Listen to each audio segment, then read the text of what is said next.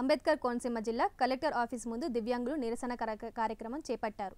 ప్రభుత్వ బోగస్ పెన్షన్లను తొలగించాలని, వారికి కారణమైన డాక్టర్లను సస్పెండ్ చేయాలని జేఏసీ డిమాండ్ చేశారు.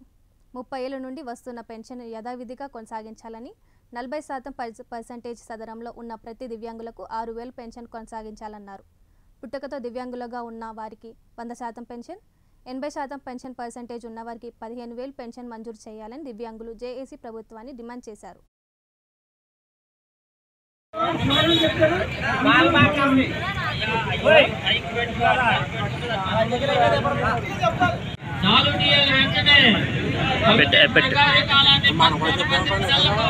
కూటమి ప్రభుత్వం పెన్షన్ రెట్టింపు చేసి దివ్యాంగుల కళ్ళలో ఆనందం నింపిన కొన్ని నెలల్లోనే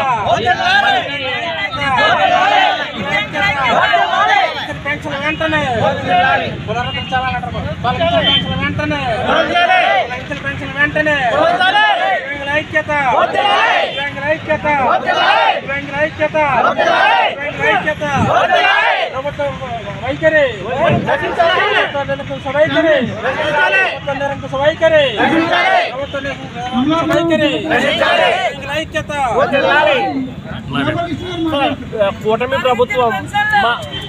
కూటమి ప్రభుత్వం పెన్షన్ పెంచి దివ్యాంగుల కళ్ళల్లో ఆనందం నింపిన కొన్ని నెలల్లోనే అనర్హుల ఏరివేత అనే పేరుతో రీవెరిఫికేషన్ చేసి అర్హులైన వారిని కూడా తొలగించడం జరిగింది. ఈ అర్హులకు పెన్షన్ పునరుద్ధరించి వాళ్ళ కళ్ళల్లో ఆనందం నింపాలని ఈ ప్రభుత్వాన్ని కోరుతున్నాం.